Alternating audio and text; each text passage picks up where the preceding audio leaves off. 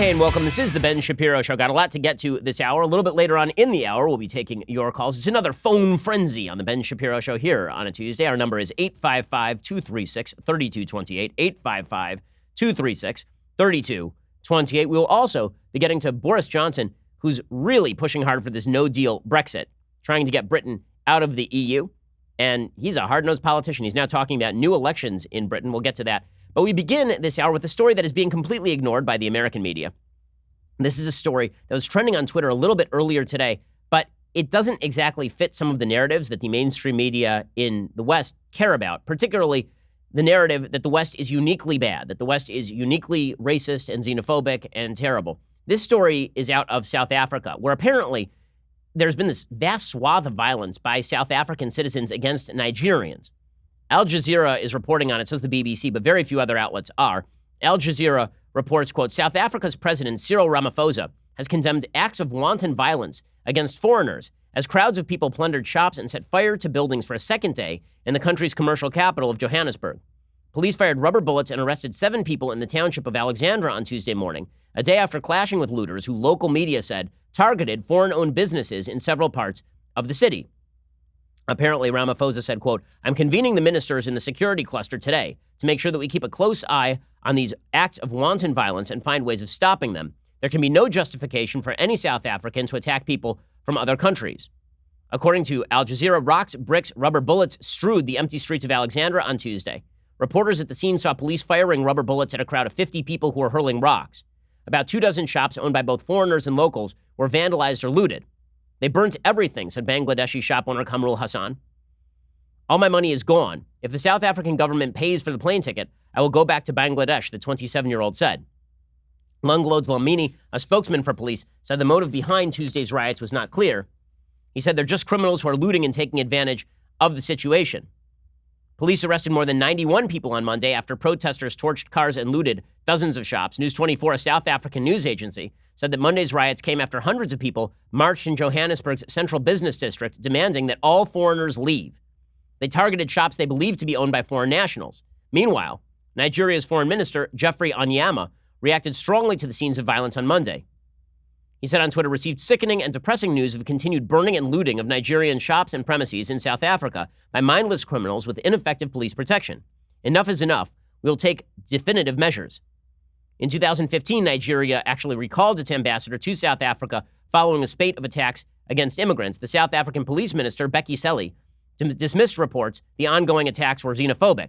He said xenophobia is just an excuse that is being used by people to commit criminal acts. It is not xenophobia, but pure criminality.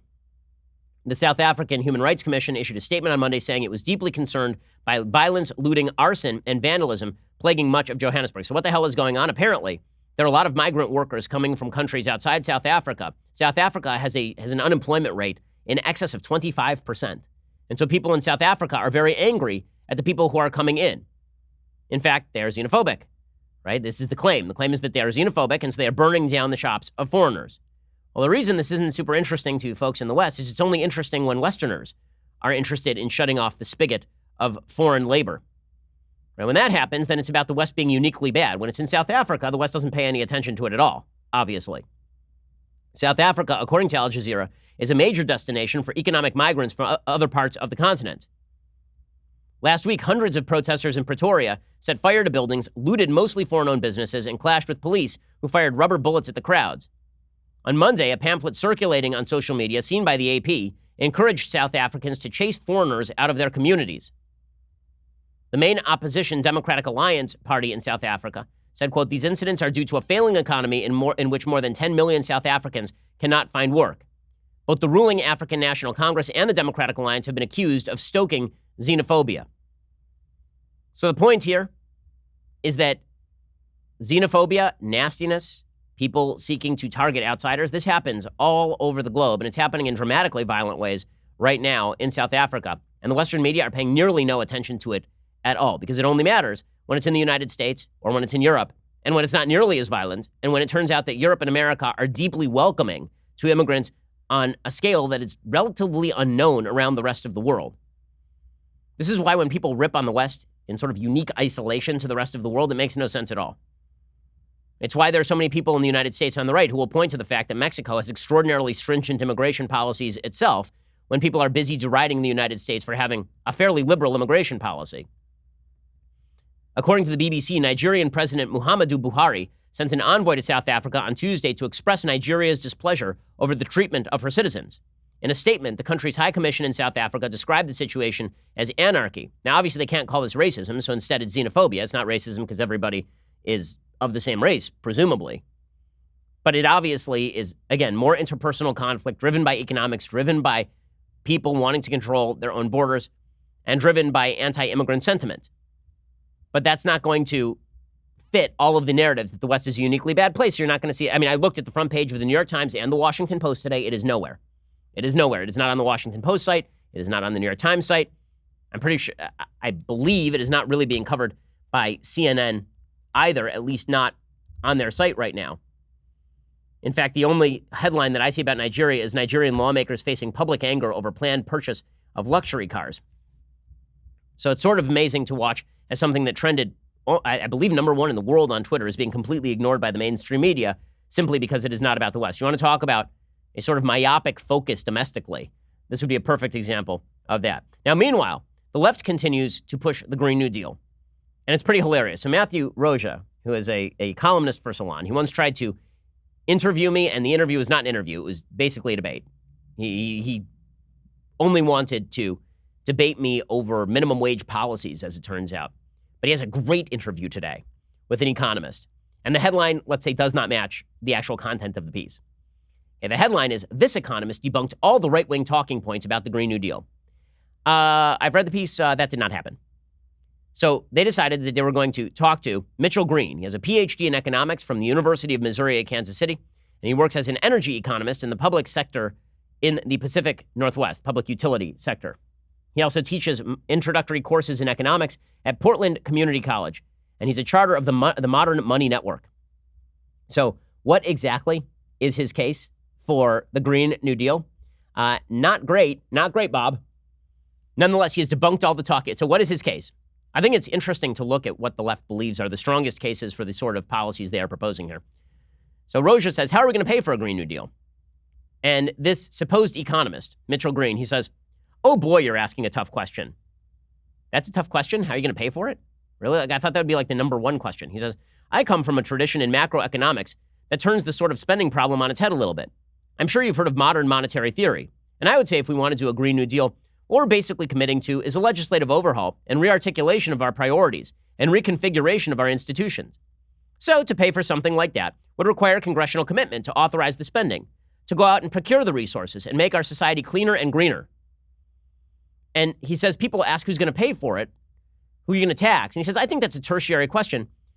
He says, I think the federal government, the United States, has the ability to basically spend without limits. Oh, well, question answered then, man. Glad that we answered. All of my questions have now been answered. We can spend without limits? Well, I mean, that solves all our problems, doesn't it? I mean, basically, if we want to make everybody rich, we should just borrow insane levels of money and then just toss it out to people. Like Andrew Yang's $1,000 a month plan, except $100,000 a month. Boom, everybody's a millionaire overnight. Huge. Okay, and then I love Roja's answer. Says, that does make sense. Does it, though? Does it, though? He says, what happens to people who work in coal mines? And this economist says, yeah, pretty much everybody's going to lose their job. He says, we have to censor workers in something like this. Coal mining needs to go away, right? But good-paying union jobs don't need to go away. So I think if you're displaced, it's a function of making a rapid transition to a renewable energy economy. Part of that package needs to provide a jobs guarantee for folks who are displaced. Well, my question was answered again. I mean, boom, this guy's just knocking down my questions like nobody's business. So just to get this straight, we're going to pay for it with magic money, and everybody's going to have a great paying job. Wow, he has just exploded all of my criticisms of the Green New Deal, or underscored them, one of the two. More from this interview with this incredibly brilliant economist who apparently, according to Salon, debunked every right-wing talking point about the Green New Deal. There's a guy named Mitchell Green. So far we have money is free and also everybody gets a job. Sounds great, guys. He says, what would a Green New Deal do in terms of ordinary people's lives? What would life look like for them? He says, let's just think about a day in the life of an average person in a city. A post-Green New Deal experience would have going to work on public transit, or by walking or bicycling, because we finally made investments in walkable, transportation-oriented cities. Okay, so let's just start with LA. So LA is massive. You ain't biking nowhere in LA. You're not walking nowhere in LA. The distance from where I live to downtown is miles and miles and miles and miles. You think that I'm gonna strap a sidecar onto my bike and bike my 2 kids and my wife all the way down to downtown LA to go to Staples Center? Yeah, that ain't happening. It's not gonna happen. They've been talking about public transportation in LA as a solution for years, and guess what? The traffic just keeps getting worse because that's not the way LA is built. But apparently, it's all fixed now. Myth exploded, guys. He says, in these communities, those individuals might enjoy public utilities largely subsidized at federal expense. Oh, the free money thing again. Excellent. Okay, this is the best part. So this economist is asked, let's talk about global warming. What would the Green New Deal accomplish in terms of solving global warming? Would it fix the damage that has already been done to our planet, says Matthew Roja, this brilliant interviewer for Salon. The economist says, I'm not on the ground with the current policy paradigm, so if you're looking for a response from someone who's actively cracking all this, probably you're not going to get the satisfactory answer from me. Oh, so you have no idea, is what you're coming up with. He says, I can tell you what an ideal vision of that would look like. Oh, well, that's what we were asking. We were asking how we're going to get this done. And what I want is a utopian notion where China suddenly drops its carbon emissions down to 0 because you farted. That'll probably do it. He says, I can tell you what an ideal vision would look like. That's what we were asking for, was not how it's going to get done, an ideal vision. He says, if the United States is going to commit to a Green New Deal, suppose the planets are aligned and we can pull this off. Since we are one of the largest producers of these emissions, the first step should be to stop the damage, right? Move away from using coal-fired or thermal-based generating units toward renewable electric generation. Investment in transmission grid that can handle this across the continent. He says, but a Green New Deal should also be committed to sort of mobilizing, an army of workers to do forestation, watershed deviation, a host of making qualitative and logical improvements in places we've already done damage. Okay, so that was not an answer at all. Thank you so much. It continues, the silliness. He says, my next question is, what would be the major policy initiatives? Well, you need a jobs guarantee. He says, we also need very directed public spending in creating a modern grid, and that should be publicly owned. So I'm tipping my hat at the Bernie Sanders plan. Also, we need to have a much more regulatory role in ensuring that any sort of a cost pressure that happens because of this doesn't get easily passed on to use consumers. That person A can sort of mitigate that. So he wants to price control all this stuff. I think all of this comes back to his money is free routine. So thank you for exploding all the myths. I mean, wow. Again, the headline of this piece was, this economist debunked all the right-wing talking points about the Green New Deal. Pretty much no on every single point. But well done, guys. Totally fixed it. Awesome. So you recall that last week there was a big report that came out from the New York Times, and it suggested that the solution to all of New York's educational woes was to end all the gifted programs. We have to make sure that all of the gifted students are dumped back into the regular classrooms for everyone's improvement, except for the gifted students and people who seek to attain that status. Well, now the New York Times editorial board, they're totally in on this. Again, this is amazing because the fact is that one of the reasons you get suburban sprawl, one of the reasons that people leave major cities like New York is specifically because the education system sucks. So you get rid of all the good educational systems, all the taxpayers leave. And then they're like, well, what happened to our educational system? The tax base is going away. Yeah, you idiots. You morons. That's why. But the New York Times editorial board is populated by such morons. So here's what they write, quote, New York's public schools are among the most racially segregated in the country. That's partially a result of decades of policies that have allowed parents of well-off and many Asian students, white and Asian students, to steer their children to the most sought-after public schools, while largely consigning the Hispanic and Black children, who make up an overwhelming majority of students, to underperforming schools. Well, it's mostly the result of testing. Because when they decide on a year-to-year basis who goes to what school, they take tests. And those tests, unfortunately, have disproportionate racial outcomes. And this apparently is because of racism, not because kids are just scoring differently, which is probably the result of parental influence. In most, it's related to poverty. It's related to how much time a kid can actually spend doing homework if mom isn't there to help out. Nonetheless, the New York Times says the solution is to end the gifted programs. A commission, according to the New York Times editorial board, formed by Mayor Bill de Blasio in 2017, has proposed major steps to change this. In a report released on August 27th, the School Diversity Advisory Group recommended replacing gifted and talented programs in elementary schools with magnet and enrichment programs aimed at identifying advanced learners from every background, which sounds pretty anodyne, except for the fact they want to get rid of testing to determine who should actually be in that advanced learning category, which means it's not really an advanced learning category, is it? The report called on the city to end the use of admissions screening criteria for middle schools and high schools in cases where they have been shown to disadvantage minorities. In other words, if the test doesn't end up with the proper racial mix, you ditch the test. About a quarter of the city's middle and high schools consider grades, attendance, and other criteria to admit students. But those schools tend to be sought after by white and Asian parents with resources or know-how, making them a driver of segregation. Okay, so now they're going to say that it's all bribery, which, of course, is not true. Under this proposal, schools could still use some admissions criteria as long as they are admitting a more diverse group of students. The committee made a compelling case that segregation has been made worse over the past 3 decades by the expansion of gifted and talented programs in elementary schools that have largely failed to enroll Black and Hispanic students. Now, again, segregation used to be about legal segregation, meaning that the school would say no Black students in. Now, they're saying that if there's a test and not enough Black students do well on the test, that is segregation, and segregation is getting worse. So their solution is we will end the gifted programs, which, of course, will drive all of the parents who have the resources and the desire to move to better school districts out of the city of New York, which will end with more segregation, which is exactly what has happened in most major cities in this country.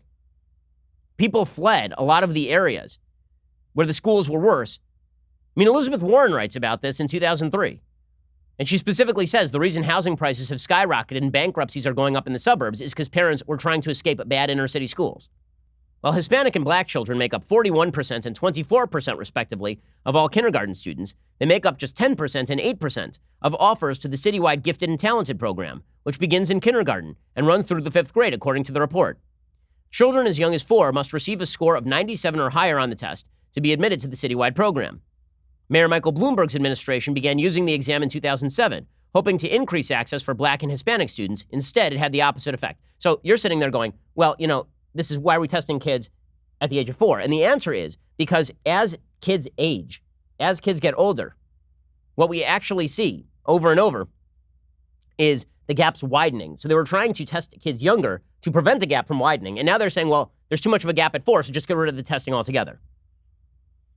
They say by high school, the gap is just as wide. Just 6% of students at selective high schools are Black, 10% are Hispanic, even though Black students are 25% of high school students and Hispanic students 41%. It's clear these programs are failing in their stated purpose to identify all of the city's most talented, ambitious students and help them succeed. Why is that clear? Why is that clear? Maybe the problem is not the identification system. Maybe the problem is systemic poverty. Maybe the problem is systemic failure of lower-level schools to allow opportunities for a kid to prove they can shine. Maybe the problem is parenting failures. Maybe all of these are problems, but the problem ain't the test. But according to the New York Times, they say to truly remake the system, the city needs to come up with a comprehensive plan to educate these extremely vulnerable children. But rethinking gifted and talented programs and changing admission practices for selective schools can at least make the city fairer for tens of thousands of kids. In other words, sure, it's going to suck. Sure, it'll make the schools worse, but it's fairer, isn't it? And isn't that leftist policy in a nutshell? Yeah, the schools get worse, but at least it's fairer.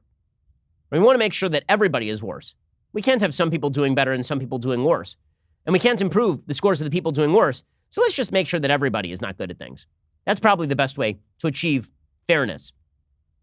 They say the report has laid out a path toward ending entrenched segregation and inequity in the nation's largest school system. The question is whether the mayor will make good on that promise. Sure, yeah. All you have to do is destroy the only good thing happening in the New York public school system. Shira in Brooklyn, New York, you're on the Ben Shapiro Show. Go for it, Shira. Hi. I'm a really big fan also. Oh, thank you so much. I appreciate it. Go for it. Okay, so I'm an Orthodox Jew like you. Mm-hmm.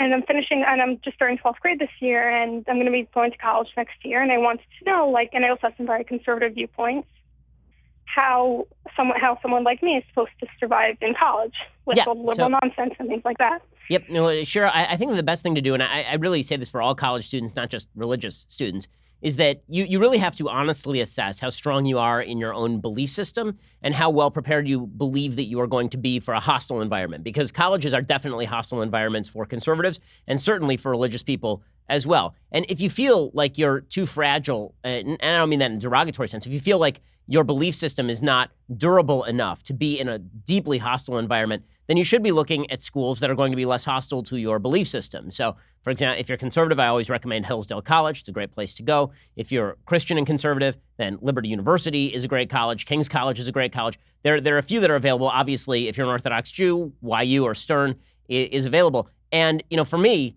because I went to UCLA, but I was very solid in my belief system, and I also used the opportunity of going to a left-leaning school to read the other side. So I would read the left, and then I would go and read the right, and then I'd sort of make up my mind. I find that being in a hostile environment is very good for people who want to learn more about their own beliefs and maybe examine their own beliefs. I've always said the people who are most disadvantaged by leftist colleges are actually leftist students, because they're served on a platter what they already believe and then told that that is morally correct. So sure, I think this really requires you to do some deep thinking about where you stand and how solid you are in your own belief system and what you're willing to undergo. Because if you're just going to college to get a skill set, then frankly, I think going to an elite university sometimes is not the best way to go. Sometimes you're better off going to a place that's going to teach you that skill set or that's going to prepare you for grad school.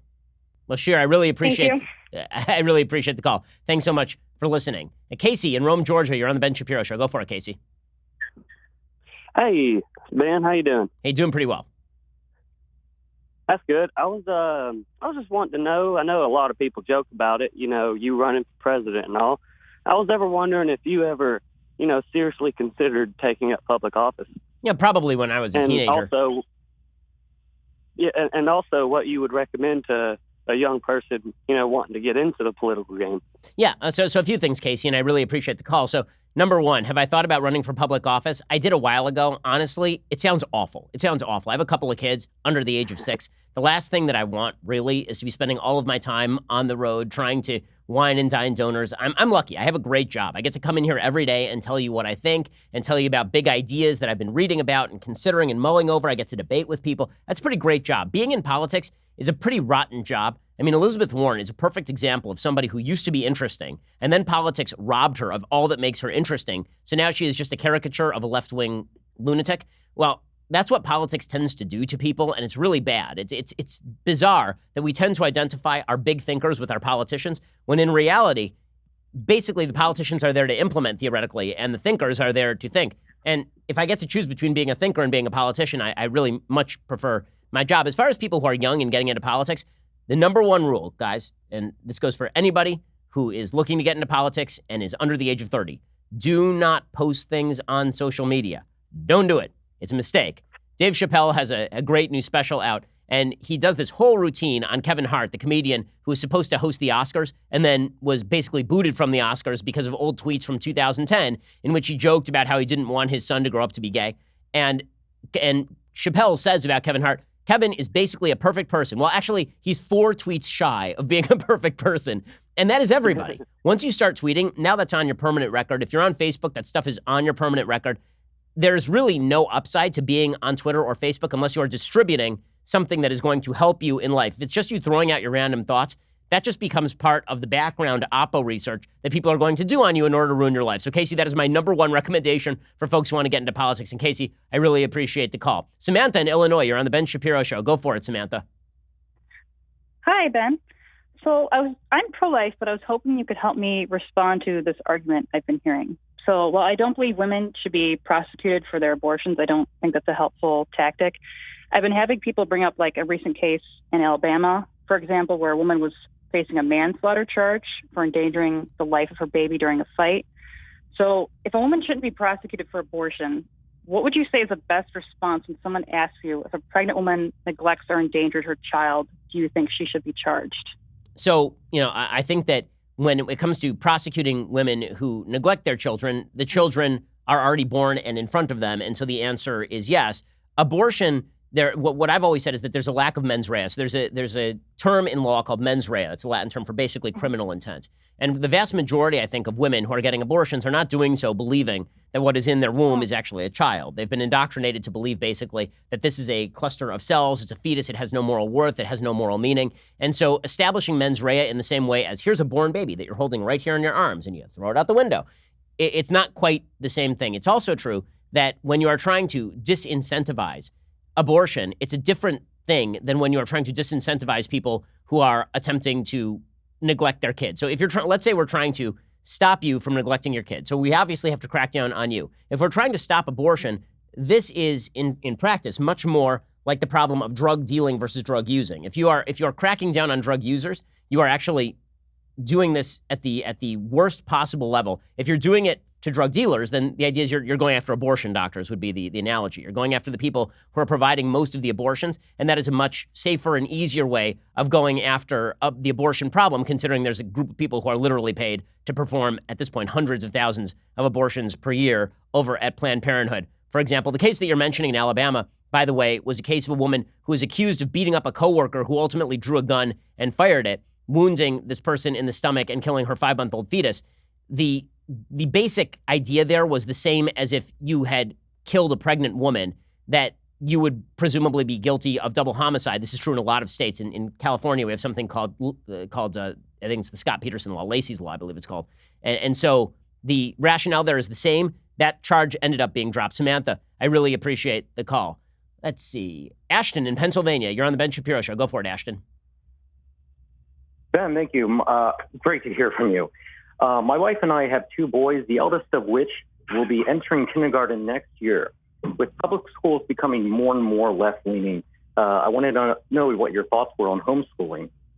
Well, I think that, frankly, so I had a younger sister, the youngest sister. I have 3 younger sisters. My youngest sister was homeschooled for a couple of years because the price of private school was too high. Public schools are quickly becoming disaster areas in a lot of neighborhoods.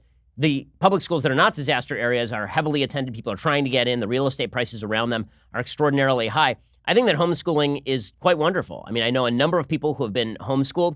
If parents are capable of doing that, it's an enormous burden, obviously, but if parents are capable of doing that, particularly when kids are younger, I don't see any downside, particularly if your kids are involved in other social activities. They're involved in camp, or they're involved in church activities. They're doing fun stuff in the afternoons so that they're meeting other kids and they're socialized. I think all of that is good. I think you're going to see a massive upswing in homeschooling as it becomes obvious to everybody, but that the public school system seems to be failing, particularly in major cities around the country. Ashton, I really appreciate the call. Tell your kids I say hi, by the way.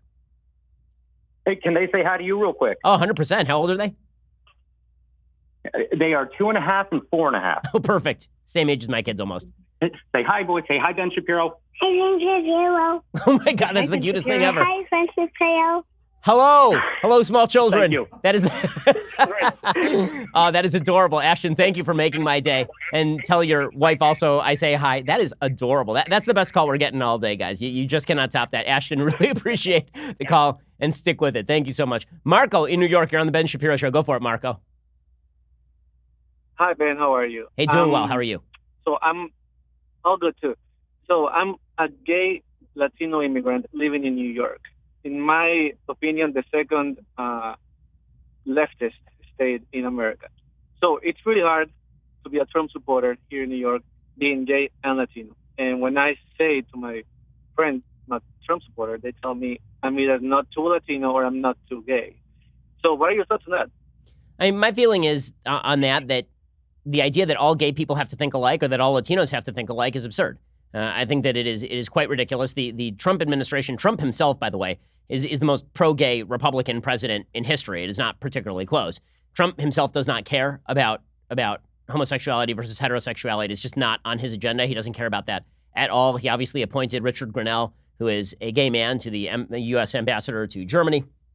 But beyond that, we all get to think differently, and treating you as a member of a group, as though all Latinos must be leftist or all gay people must be to the left. You get to define your identity how you want. And it's astonishing to me that the same left that will suggest that you get to decide your own gender will say that you're not allowed to decide your own politics based on your sexual orientation or your race. It's a pure absurdity to me. I have a lot of friends who are gay, who are very prominent, and who are prominently Republican, and they all say the same thing, which is that Guy Benson would be a perfect example of a gay dude I'm friends with, another radio host. Guy is a wonderful fellow, and Guy is constantly saying, I get to decide my own politics. Dave Rubin is constantly saying, I get to decide my own politics. Why wouldn't you be able to decide your own politics regardless of who it is that you are sexually attracted to? It's bizarre to me, Marco. I agree with you. I tell them the same thing, but they always go against me. Well, I think, Marco, it's very comfortable for a lot of people to castigate you as somehow lesser because you don't think like they do, because you're not going to involve yourself in identity politics. It makes them feel better about themselves to attack your character, but you don't have to fall for that. And I really appreciate the call, Marco. And thanks for listening, dude. I really appreciate it. Yes. One last question, though, really quick. Sure, go for it. Are you ever coming to New York? Because I've never seen of any shows you would do here in New York. Yeah, well, we are talking about doing a couple of events in New York. Probably it'll be sometime next year. And I believe I'm going to announce my college tour sometime in the next 3 or 4 weeks. And when I do, I'm not sure if there's a New York school on the schedule, but we'll definitely check it out. Appreciate the call, Marco. Mike in Wisconsin, you're on the Ben Shapiro Show. Go for it, Mike. Hi, Ben. Big fan. Thanks for taking my call. You bet. Go for it, sir. Two-part question. If you were in the Trump administration, of the 2020 Democratic candidates, who would you see as the biggest threat to taking you down? And do you have a prediction for the 2020 elections as far as the presidency, the House, and the Senate? Ooh, Mike. Well, I've stayed out of the prediction business ever since I lost $10,000 on the 2016 election. I figured if it was going to be a bad night, at least I'd make some money. So it turned out to be a fairly good night, and I lost a lot of money. And then never make bets at odds, Mike. That is the lesson of that particular story. But as far as the 2020 Democrat that I'd be most afraid of as a Republican, Joe Biden, I still think, is the scariest, mainly because the game of politics is to make it very difficult to vote for your opponent and very easy to vote for you. Joe Biden is not threatening to anyone. Right? He's sleepy and he's old and he's kind of boring. And it's kind of easy to vote for that guy. Elizabeth Warren, kind of hard to vote for because she's really off-putting because she pursues radical policies. It makes it very difficult for people to support her. So that's what I'd be scared of. As far as my prediction, well, it sort of depends on who the candidate is. But if let's say that it's Elizabeth Warren versus Donald Trump, then I will suggest that Donald Trump has a slight advantage, particularly in the swing states. So I would say that I think Trump wins re-election. If Biden is the nominee, I'm more skeptical. But it's going to be a close election either way. I do not see this being a blowout unless the economy really downturns, in which case Trump is toast. That's kind of the conventional wisdom. I happen to think it's right. Joining us on the line is Lee Hartley Carter. Lee is president of language strategy firm Maslansky & Partners, where she oversees a diverse range of communications and language strategy work for Fortune 100 and 500 companies. She is also the author of the new book, Persuasion, Convincing Others When Facts Don't Seem to Matter. Lee, thanks so much for joining the Ben Shapiro Show.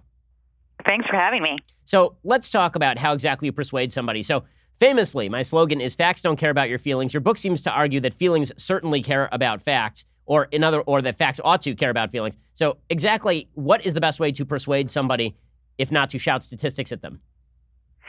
So we aren't rational human beings, and facts would suggest that we do. If we try to communicate with facts alone, we're just going to be left with nothing else to hold on to. So, what happens when you disagree with someone and you just start spewing facts on them, they're going to start Google searching and coming up with their own facts that counter whatever it is that you've got to say. What you've got to do in order to persuade someone is, first of all, you need to understand what it is that you're trying to accomplish, and then you really need to understand what that other person's beliefs are and tell a story that's going to help move the needle, help change their perspective, surprise them a little bit, make them go like, I never thought about that before. But you're not just going to get anywhere if you just start shouting louder, giving more facts. In fact, that's what we're trying to do all the time. And you see that's what happens on Twitter. That's what happens all over the place. That happens with your crazy relatives who disagree with you. And it just doesn't move the needle at all. So if we're trying to engage, you're trying to make change, you really have to meet people where they are and try to reach them emotionally. Well, Lee, there goes my entire career. So I guess this interview is over. But let me ask you, if you were trying to discuss campaign strategy with President Trump, for example, and he is making an appeal to a broad audience, many of whom do not like him, I'd say a majority of whom, according to most polls, do not like him right now. What is the appeal that you make if you're President Trump? How do you make that emotional appeal to folks? You know, what's really interesting is I think so many people misunderstand the president and say that he doesn't give a hoot, that he isn't good at persuasion. But I would actually disagree with that. I think that the key to persuasion, right, is knowing your target audience and communicating to them emotionally and viscerally. He knows exactly who his target audience is, and he communicates to them. He energizes them. He does exactly what he needs to do to get what he wants from them. And he really doesn't care about anybody else. It's almost like, I mean, it's like nothing I've ever seen before, because most people do care when they infuriate people or they send people to the hills or get people really angry. For him, he's got a very high threshold for that because he knows what he's trying to accomplish, and he just doesn't care. If you look at the Art of the Deal, even, he wrote in the Art of the Deal that he would ignore his haters. He knew that he was going to upset feathers and ruffle feathers and do all kinds of things, and he just didn't care. And I think that's very much what he's doing now. So if you're going to give him advice and try to say, listen, you need to neutralize these folks, I don't think he's going to listen, because he's very focused on the people that he needs to focus on. So I think if you're going to give him advice, you need to make him care about more people than just those people that he's catering to right now. So how exactly would you do that with President Trump? Obviously not a very convincible human being. So let's say that you're trying to convince him that suburban women, for example, need to actually vote for him if he wishes to retain the presidency. You're now his top advisor, and he's been appealing to his base and doing so with a lot of success. But you look at the numbers and you say, dude, you won by 80,000 combined votes in 3 swing states. How do you plan on expanding your base? How do you convince him to care about more people when his typical attitude seems to be one of opposition, not of drawing people in, at least people who don't already like him? Yeah, I think that to convince the president, you have to convince him that that's the path to victory, right? And I think he'll do whatever it takes to win. So ultimately, if he knew that he needed to go after suburban women, he would. I think he doesn't believe yet that that's the case. I think he thinks, like last time, that a lot of women would go in, hold their nose, and vote for him anyway, because you're not going to change somebody's ideology just because they don't like the president's personality. They probably, he thinks, are going to like his politics. So I think that you need to convince him that the suburban women are going to be the key. And I think they very much are. So the problem he's going to run to is the Democrats actually have a message that appeals to them. But when I look at the Democrats' messaging today, and I look at what they're saying, all they're doing, all of them, is running against the president. Joe Biden is talking about we're in a battle for the soul of America. Bernie Sanders is talking about I'm running for president so that we can beat Donald Trump and the billionaire class alone. Elizabeth Warren is saying we need to save our democracy from the president. Mayor Pete, he's talking about we cannot find greatness in the past, and there is no again in the real world. All of these candidates are running in a reactionary way, which isn't going to draw people to the polls.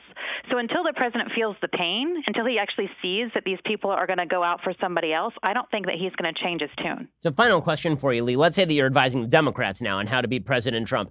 What is their emotional message that they can pitch? Because it seems to me that they're pitching almost nothing but emotion. Every time there's a mass shooting, it's about how people on the other side, like President Trump, don't care. Their suggestion is that even if the economy is doing well, President Trump doesn't care about you. It seems like it's almost all caring, and yet that message has been coming up short, it seems. So what exactly would you be advising them? See, I would argue that what they're doing is they're running against Donald Trump, and they're running on stoking racism, anger, and fear. And they're saying that we can't afford to let another day go by and let these people go, let Trump win again. I don't think that's going to be the path forward. I think they need to create a clear vision for all of us on why their vision is better. Why is America better if they're in office? Why is healthcare better if they're in office? They're making all these great claims, and they're saying that they're the party of care. And really, what are they? I don't think they're anything except angry at Republicans for winning. And so until and unless they get a message that's really going to motivate folks in a different way, I don't see that they're going to do that. And the only one I see who's trying to make a real emotional appeal that's creating vision is Elizabeth Warren. Now, I might not like her policies, and I might not like her, but she certainly is the one who's got a theme. She's really fighting for the middle class. Mm-hmm. And she's bringing a plan for everything, but she's not talking about 175 plans like Hillary Clinton did before. She's like, oh, yeah, you want to talk about healthcare? I've got a plan for that. Right. Let me tell you about that. Yeah, thank you so much. She's a little bit smarter. Well, thank you so much for your time. Yeah. We're up on a break. The book is Persuasion, Convincing Others When Facts Don't Seem to Matter. Lee Hartley Carter, go check it out. You're listening to The Ben Shapiro Show.